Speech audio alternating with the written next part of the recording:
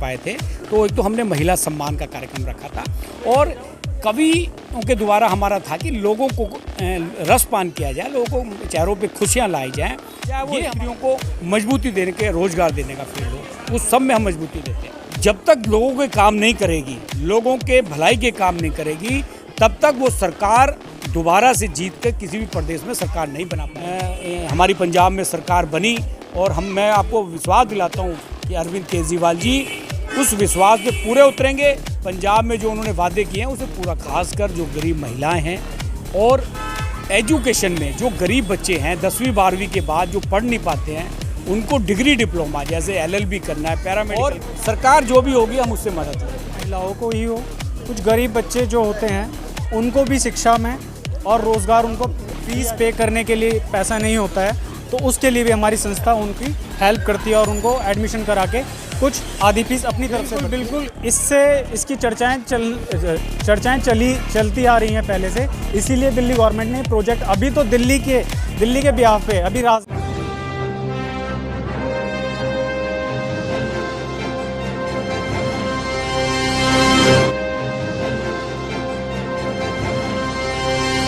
Sir, आज आपने होली मंगल मिलन समारोह का आयोजन किया।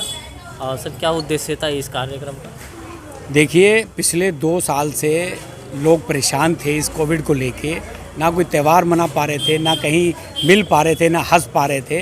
तो हमारी संस्था लगातार, हमने कोविड में भी लोगों के लिए काम करा और हम लगातार काम कर रहे हैं पूरे देश में, चाहे वो राशन पहुँचाने का काम हो, चाहे महिलाओं को मजबूती देने का काम करो। तो हमने ये सोच के कि भाई होली का ये पवित्र त्यौहार है, इस पे एक तो जो 8 तारीख को हम महिला दिवस पे कोई कार्यक्रम नहीं कर पाए थे, तो एक तो हमने महिला सम्मान का कार्यक्रम रखा था और कवियों के द्वारा हमारा था कि लोगों को रसपान किया जाए, लोगों को चेहरों पे खुशियाँ लाई जाएँ। ये हमारा सबसे बड़ा मकसद था कि लोग कैसे खुश रहें और इस कोविड की बीमारी को भुलाकर लोग दोबारा से जीना सीखें। ये हमारा सबसे बड़ा प्राथमिकता इस कार्यक्रम की थी।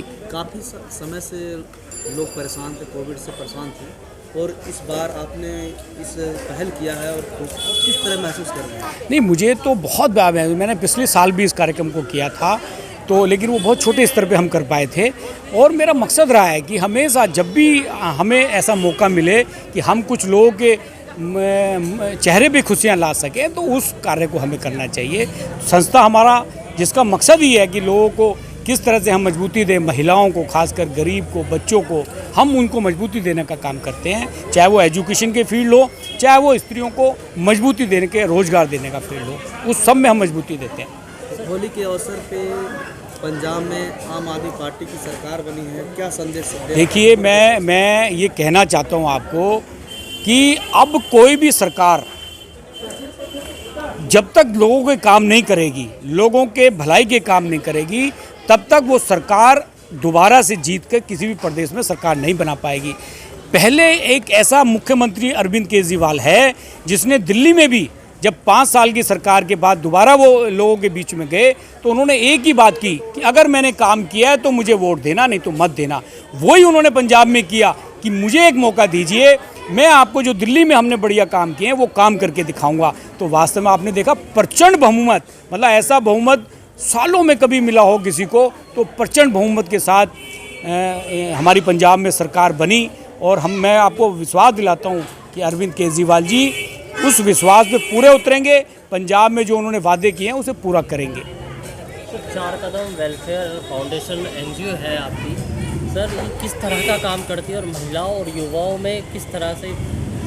हमारे जो NGO का मेन मकसद है वो है लोगों को रोज़गार मुहैया कराना, खासकर जो गरीब महिलाएं हैं और एजुकेशन में जो गरीब बच्चे हैं 10वीं 12वीं के बाद जो पढ़ नहीं पाते हैं, उनको डिग्री डिप्लोमा जैसे LLB करना है, पैरामेडिकल कोर्स करना है, नर्सिंग का काम करना है, उन सबको पैरामेडिकल के कोर्स कराकर उनको मजबूती देना, जिससे कि वो अपना रोजगार से कर सके। इसी तरह महिलाएं, हमने अपने अलग अलग सेंटरों में हमने 10-10, 5-5 मशीनें लगा रखी हैं, उनको हम सामान देते हैं मास्क बनाने का, और दूसरा हम काम देते हैं जिससे कि वो मास्क बनाकर अपना जीविका का कार्य करती हैं। तो हमारा मकसद है महिलाओं को मजबूती देना और बच्चों को एजुकेशन देना। संसाधनों को कहाँ से? संसाधन अभी तक हमारे जो संसाधन है, हमारे जो मेंबरशिप होती है उसके द्वारा, और कुछ हमारे दोस्त हैं जिनके लिए हम काम करते हैं, जिनको हम सम्मान करते हैं, वो लोग हमें उसमें पूरा सहयोग देते हैं। जब भी हमने उनसे सहयोग मांगा, किसी ने सिलाई मशीनें दी हैं, किसी ने किसी बच्चे की फ़ीस जमा करने का काम किया है,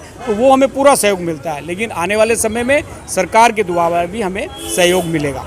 गरीब मजलूम और जो बेसहारे हैं, ऐसे लोगों को आप मदद करने में काफ़ी दिलचस्पी लेते हैं, आगे भी करेंगे कि बस बिल्कुल करेंगे, और हमने किया है, ढूंढ के किया है। हमारे पास बहुत सारे ऐसे गरीब बच्चे आते हैं जो रोते हैं, जो 10वीं 12वीं के बाद जिनके पास पैसे नहीं है डिग्री डिप्लोमा करने के लिए, हम उनकी फ़ीस जमाने का काम करते हैं। तो मैं ऐसे ढूंढता हूँ, ऐसे बहुत सारे बच्चे जो हम वाक़ात हैं, जो बिल्कुल बेसहारा हैं, जो पैसे नहीं दे पाते, या जो ऐसे हैं जो 50,000 फीस है और वो 25 दे पाते हैं, तो 25 हमारी संस्था जमा करती है। तो हम काम करते हैं उन लोगों के लिए और करते रहेंगे। ये मेरा मकसद है जीवन का, उन लोगों को क्योंकि मैंने जाना है कि अगर शिक्षा आप किसी बच्चे को दे देते हो तो उसकी आने वाली पीढ़ी ठीक हो जाती है, और अगर आप उसको रुपए दे दो, उसे कोई सहायता कर दो, तो वो वहीं तक रह जाता है। तो इसलिए शिक्षा जो है वो बहुत ज़रूरी है, और शिक्षा भी जो है टेक्निकल शिक्षा है वो बहुत ज़रूरी है, वो हम देना काम करते हैं। समाज में आप काफ़ी सेवा करते हैं, आगे क्या आप कोई ज़मीन ढूंढ रहे हैं राजनीति के लिए कि राजनीति में मैं पिछले 30 साल से मैं काम कर रहा हूँ। राजनीति में मेरा राजनीतिक कैरियर भी है। मैं भारत सरकार में भी रहा, कांग्रेस में, और अभी मैं दिल्ली सरकार में ओबीसी कमीशन में मैं एडवाइजरी मेंबर हूँ, सीनियर। तो सरकार में सिर्फ इतना ही काम होता है कि सरकार के ज़रिए हम अपने कुछ लोगों की मदद कर पाते हैं। बाकी राजनीति में तो देखिए, मैं जहाँ तक समझ पाया हूँ, राजनीति में जाके आदमी जो है ना, वो उन पार्टियों का गुलाम बन जाता है, और वो फिर उस तरह के काम नहीं कर पाता जो करना चाहता है। तो मेरा ज़्यादा मकसद है समाज सेवा के बल पे। ये संस्था का हमने जो निर्माण किया है, 4 साल हो गए हैं इसका, और पूरे इंडिया में हमने इसको फैलाया। इसी पे हम काम करेंगे, और सरकार जो भी होगी हम उससे मदद लेंगे।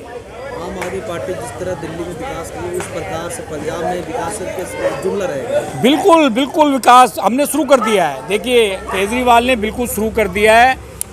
300 यूनिट बिजली देने का काम शुरू हो गया है। वहाँ जो महिलाओं को 1,000 रुपये पेंशन देनी है 18 है, उसका काम शुरू कर दिया हमने, क्योंकि वहाँ हमने ऐसे एडमिनिस्ट्रेटर लगाने के जा रहे हैं। हम ऐसे जो सीनियर वरिष्ठ IAS और IRS हैं उनको हम लगा रहे हैं, जो वो मैनेज करेंगे कि कहाँ से पैसा आएगा, कैसे आएगा, और वो काम सारे होंगे। आप देखना आने वाले कुछ दिनों में आपको नज़र आएगा कि वो काम हो रहा है। सर आप मनोज मान ठाकुर किस तरह की भूमिका निभा रहे हैं आगे? मैं दिल्ली प्रदेश अध्यक्ष हूँ 4 कदम वेलफेयर फाउंडेशन का, और मैं एक युवाओं को एकत्रित करके, जो संस्था का एक विचारधारा है, जो एक उनका मोटिव है कि शिक्षा और रोज़गार को बढ़ावा दिया जाए। साथ ही वो ज़रूरी नहीं है कि वो महिलाओं को ही हो, कुछ गरीब बच्चे जो होते हैं उनको भी शिक्षा में और रोज़गार उनको दिया जाए। इसी के तत्वाधान में अभी हमने 2 सेंटर खोले हैं। एक बुराड़ी में खोला है सिलाई केंद्र, जिसमें महिलाओं को काम दिया जा रहा है, मास्क बनाने का काम दिया जा रहा है। इसी की देखरेख करते करते हरियाणा प्रदेश की हमारी एक अध्यक्ष हैं कांता जी, उन्होंने संस्था में ये बोला कि इस तरीके से हम भी हरियाणा में गुरुग्राम में एक सिलाई केंद्र खोलना चाहते हैं। तो हमने उसको भी वहाँ उसकी शुरुआत की है। वहाँ पर भी काफ़ी महिलाओं को रोज़गार मिला है।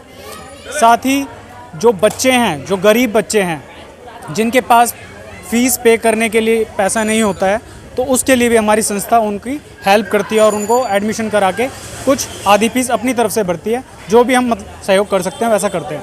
अपने साथी युवाओं को कैसे जोड़ेंगे? युवाओं का मैं दरअसल संस्था के साथ साथ मैं एक ताइक्वांडो कोच हूँ, यानी मैं बच्चों को मार्शल आर्ट सिखाता हूँ, जूडो कराटे जो होता है। उसमें मेरे साथ काफ़ी छोटे बच्चे भी हैं, युवा भी हैं और बड़े बच्चे भी हैं, जिनको 12वीं के बाद में ऑप्शन नहीं मिलता है कि वो किस तरह की पढ़ाई करें, क्या वो अपने करियर की शुरुआत करें। तो मैं उनको एकत्र करके उनको बताता हूँ, उनको कंसल्ट करता हूँ कि BA LLB जो हमारे पास कोर्सेज़ हैं, नर्सिंग के कोर्सेज़ हैं, तो इस तरह के कि मैं उनको कंसल्ट करता हूँ जिससे कि वो जागरूक हों और इस तरह से एडमिशन लें।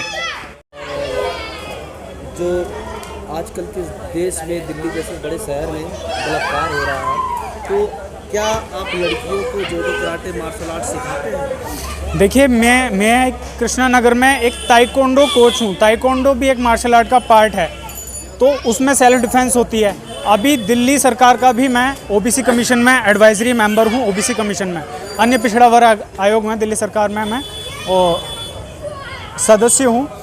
साथ ही दिल्ली गवर्नमेंट के भी काफ़ी सारे प्रोजेक्ट निकलते हैं सेल्फ डिफेंस जैसे कि अभी निकला हुआ है, तो मैं काफ़ी स्कूलों में जाके वहाँ पर भी उनको ट्रेनिंग दे रहा हूँ, जिससे कि लड़कियों में जागरूकता आए और वो कॉन्फिडेंस बढ़े, ताकि वो पावरफुल हों, स्ट्रॉन्ग हों और इस तरह से अपनी सुरक्षा कम से कम कर पाएँ अच्छे से। और दूसरा सवाल ये है कि आपके पास, क्या आपने दिल्ली सरकार से या किसी सरकार से अपील किया है कि पूरे देश में जोडो कराटे फैलाया जाए, जो अपने भारतीय जो मूल कला, इसके बारे में आपने कभी बिल्कुल इसकी चर्चाएं चलती आ रही हैं पहले से, इसीलिए दिल्ली गवर्नमेंट ने प्रोजेक्ट, अभी तो दिल्ली के बिहाफ पे अभी राजधानी में इस चीज़ की शुरुआत हो चुकी है, लेकिन आने वाले टाइम में पूरे भारत में देखा देखी और भी पार्टियां और भी राजनीतिक दल इसकी शुरुआत करेंगे, ऐसी मुझे पूरी उम्मीद है।